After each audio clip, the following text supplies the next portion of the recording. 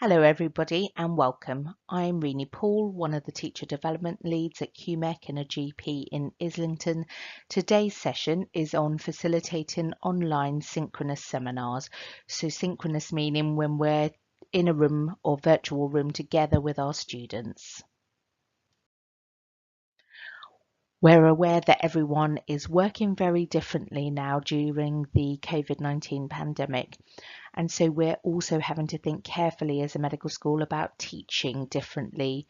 We're aware that not everything can be replaced online and thinking about how we bridge the gaps until we get back to some sort of normality. We're thinking about the aims of our teaching sessions, the resources we already have that can be used, and new media and the best platforms for students and teachers to use safely. Just as a recap, you will have had the newsletters from Anne Stevenson, our community director, already, but medical students are deemed to be essential workers. The Stage 3 Year 5 Block 5 is beginning and will be entirely online. Students will continue to have their weekly seminars online and synchronously.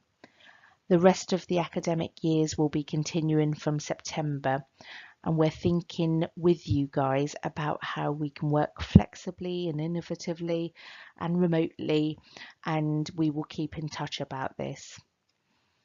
There will be another teacher development resource about remote working, so how to teach students about telephone and video consulting.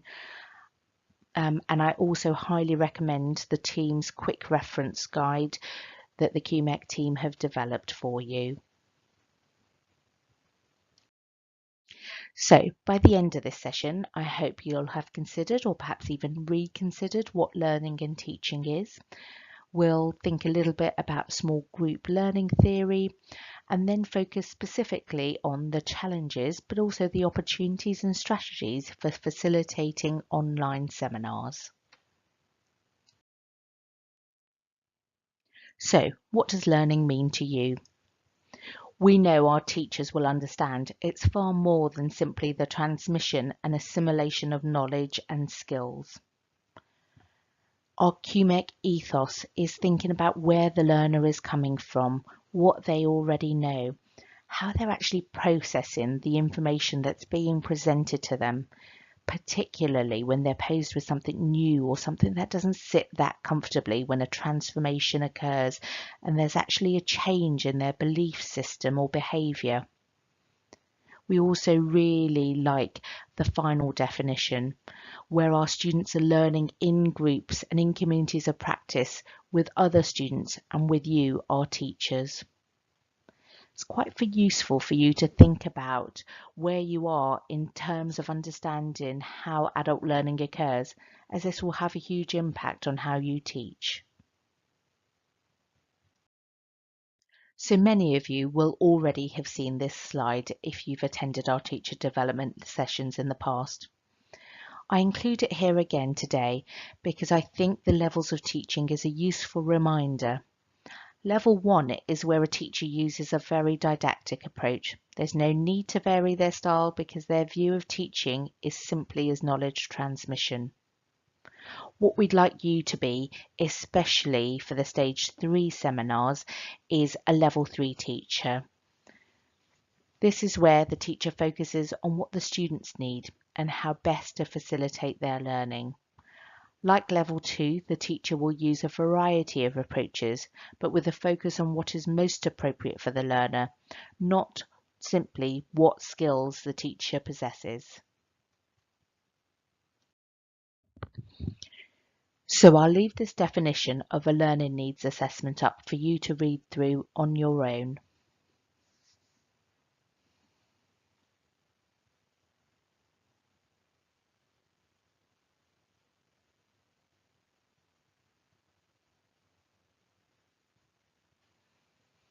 A learning needs assessment is absolutely crucial, not just at the beginning of every session, but actually throughout by asking questions and really getting to know your learners. I would encourage you to think about it more widely than just knowledge and skills, and in the context of getting to know your learners and who they are. especially given the current context. I have students spread across the globe, some of whom have been volunteering in high-risk environments. Especially online, it's really important to create a sense of safety. And you may feel that actually you want to do some one-to-one sessions with your students as well as in the group to really get to know them and their needs.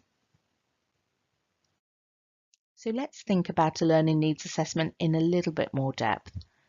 How will you actually know what to teach? The Stage 2 seminars are fairly directive. You'll have a very clear lesson plan and be given information from the Stage 2 team. If you're doing a GP simulation with an actor and students in a small group, you'll also have a briefing on the day. The Stage 3 seminars are less directive and more student-led. There'll be lots of case-based discussions and hot cases, checking in with students and student presentations, but the Stage 3 and Stage 2 team will give you all this information. I'd think about assessment loosely. How are you evaluating as you go along? What students are learning, what they're unclear about. Sometimes there'll be a mismatch with what the students' perceived knowledge gaps are and maybe gaps that you have noticed, and how do you feed that back to them? So at QMEC, we've been using Microsoft Teams for almost all our QMEC meetings with staff and students. It's secure and safe and especially helpful when you are potentially discussing sensitive or confidential cases. As a teacher, you'll obviously need a laptop with a microphone and a camera. You can share your screens with Microsoft Teams and therefore your own PowerPoint presentations or documents that you might be able to work together on using Google Docs.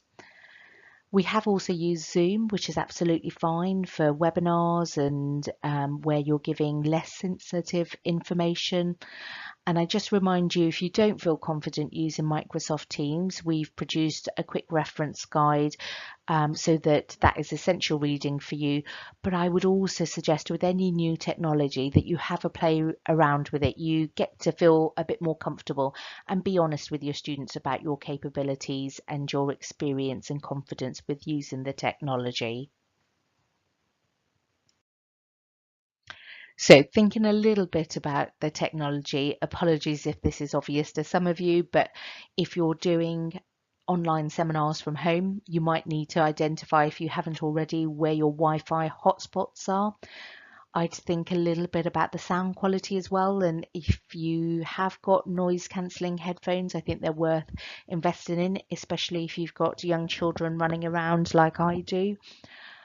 You might want to, in Teams especially, practice muting people or asking people to mute themselves. So you've got to be quite directive if there is a presentation going on so that cuts out the background noise. You might also ask certain people to, if they're not given the presentation, to actually turn off their cameras. That often helps with bandwidth. Again, I'd suggest practicing and playing around with technology, thinking a little bit about netiquette and what your expectations are in online seminars. I was having a discussion with another teacher at a different institution who was a bit peeved that her students often turned up in their pajamas for seminars first thing in the morning. So you might want to think about that. And whilst our seminars are all synchronous, actually you might consider an asynchronous element to the seminars. So how do you communicate with your students when you're not in the online seminars? Will it be via email? Will you give them your mobile number? Will you have a WhatsApp group for you and your students, or will the students have a WhatsApp group? It's worth considering what's out there and how best for you and your groups to communicate in and out of the seminars. I thought it might be worth revisiting Tuckman's model of group processes. all groups, even online groups, or maybe especially online groups, have their issues with group dynamics. And so it's useful to know what's normal, that actually a bit of storming is perfectly normal as long as you then move on to the group performing together and working well together and not getting stuck. If you do get stuck at any point, please, please, please contact the stage 2, 3 or teacher development team, and we would be happy to help support you. So there are many benefits to online teaching. There's evidence that synchronous seminars and discussions can be quite rapid and allow for greater sociability and collaborative team working. There's also evidence in comparison to asynchronous seminars that there can be more engagement and motivation and help students to think critically and reflectively, and therefore better suited to the discussion of complex cases as you may be doing in the stage 3 seminars. If you would like a peer observation of one of your online seminars, then please get in touch with me. I would love to offer you a session and come and sit and observe one of your online sessions and help you to develop your skills as an online facilitator. So it's always slightly risky putting video clips in, but I wanted to vary the technology. If you haven't got the bandwidth to watch these now, that's absolutely fine. You can just move on, and we've included the clips at the end so you can watch them there if you want. If you have the bandwidth and fancy doing something slightly different, you might want to do a peer observation on me. There are 2 short clips which are me setting up a simulated teaching session with 2 year 3 students and an actress, and then how the consultation begins, so that you can watch the techniques I use, what you like, what you don't like, maybe think about what you might try to do differently as well. I hope you find them helpful. So the final part of this resource is really thinking about the challenges of small groups. They're similar to whether they're face-to-face or online. Often small groups feel safer, but challenges can and do occur. The cartoon is just there as a reminder that you're not a transmitter of knowledge solely, that as a teacher, especially, you need to be a facilitator for the online seminars. You do, however, need to therefore have more structure so that you don't end up doing too much of the talking. When you're watching the videos of me, you might actually think about that balance of how much I speak compared to the students. So my didactic Socratic ratio, how much talking or telling I'm doing, and how much of what I'm saying is asking questions in a Socratic manner. So the focus in small groups is you facilitating to help your students. And so that puts students center stage, and sometimes that means they can't hide what they don't know, and that can be quite difficult. There can be challenges in maintaining a supportive climate. So I would ask you to think very carefully about your ground rules when you set up a new group or you're working with a new group. Sometimes the groups can splinter, or there are personality clashes. They might be particularly quiet. We'll look at ways shortly of how to deal with those. So let's think about specific challenges with individuals. Similarly to face-to-face seminars, you can have students who are late or absent or perhaps disengaged. I think setting the ground rules and the expectations about punctuality, how to communicate if someone can't be there and the reasons, just thinking about the fact that there may be genuine reasons as well and not jumping to conclusions. Everyone's allowed to have either a kind of an off day or IT issues, but I think it's worth kind of thinking through these things in advance. You might have quiet students online. You may already have specific ideas on how you can tackle these, but some options might be to address questions directly to that individual. There is a chat chat box facility in Microsoft Teams, and sometimes actually someone might not want to verbally say something, but you might notice that they're more active in the chat group, and that might be their preferred sort of method of communication. Is this someone's personality, or are you worried that something else is going on? And as I mentioned briefly before, it's worthwhile thinking how you will still have maybe some one-to-one conversations with your students, even when you're working in small groups. You might also have quite a dominant student or students. And so again, the group rule about taking turns and listening is helpful. You might actually ask people to mute their mics, and that might be helpful. Again, addressing questions to individuals, you might actually use the dominant student skills. So ask them to do a specific task, like be note taker or summarizer. Compliment them when they and others when they're doing the supportive listening skills that are so important. And also think about whether, if it becomes a problem, whether you need a one-to-one. Maybe they've just got a complete lack of awareness that this is an issue and it's never been fed back to them. If you're struggling with these or any other issues, then please just discuss it with the QMEC team, whether it's the relevant stage or the teacher development leads. We may have more information on what's going on for the students or know them already. So it's always really helpful because we can sort of give you strategies. I will never forget one of our teachers coming along to a teacher development session on students who challenge us, who was having an issue with a sort of dominant student. And actually we'd suggested maybe a one-to-one, but she went back to the group and tried all of these techniques and just said it transformed the group, and she didn't need to have that one-to-one. It transformed her practice, her teaching practice, and she actually did a session with her practice on how to manage small groups. So, you know, I think it's about being brave and just giving some of these things a go. So I've talked about you as teachers who are facilitating online learning for your students. I would encourage you to notice what the participation is like. Who is talking? Who are they talking to? Are all the questions directed to you, or are the students being encouraged to talk to each other? Just take a look.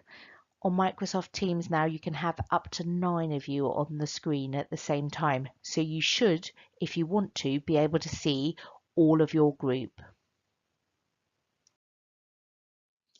So as an online facilitator where your focus is your students' learning, I think it's really important to have very clear structure. So in stage 2, you will have lesson plans and a briefing for your online teaching. You'll have something similar for stage 3, but you'll have more flexibility to work with your learners' needs. So strategies include just asking lots of different questions, really finding out what your learners know, what they want, what their understanding is, what their gaps are. But there are other specific teaching strategies we use to promote interaction within small groups. And I wonder how many of these look familiar to you, and also how many of these you've used before.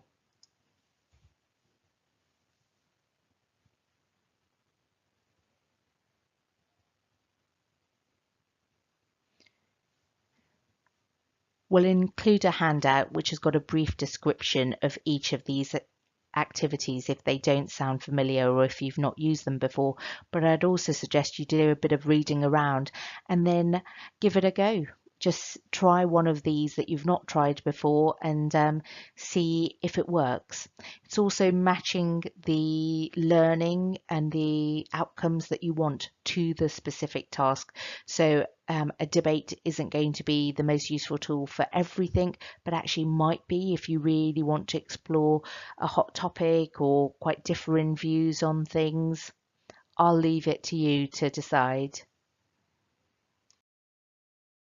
So we've thought a little bit already about interactivity and how you promote that in small group learning, whether it's online or face-to-face.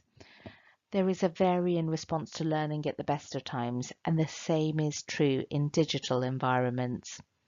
You could do a learning needs assessment via a poll anonymously right at the beginning, and that might make your students who don't know each other and you feel a bit more comfortable.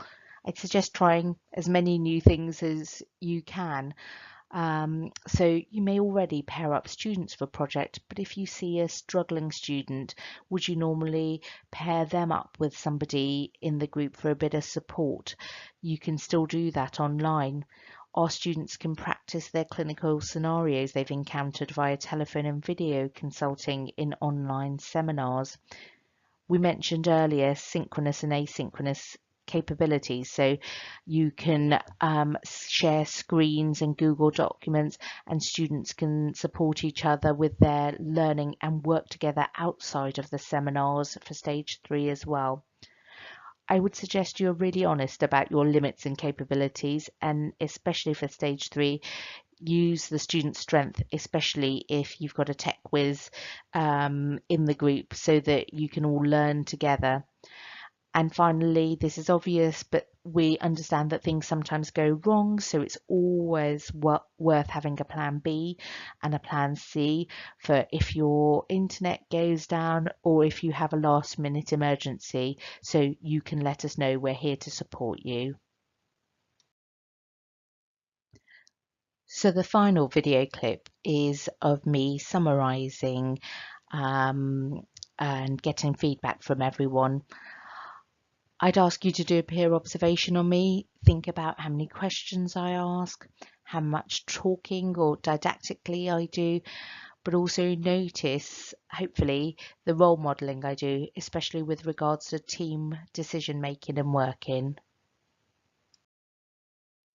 Thank you very much for taking part today in this short 30-minute whistle-stop tour of how to facilitate online seminars.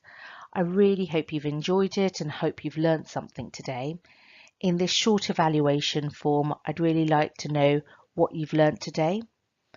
If there are things that you are still unsure about or would like to know more about, and one thing you're going to do differently or give a go. Once you've completed the evaluation form, the following pages contain some references, some further reading, and finally all the videos for you that you may want to watch at a later date.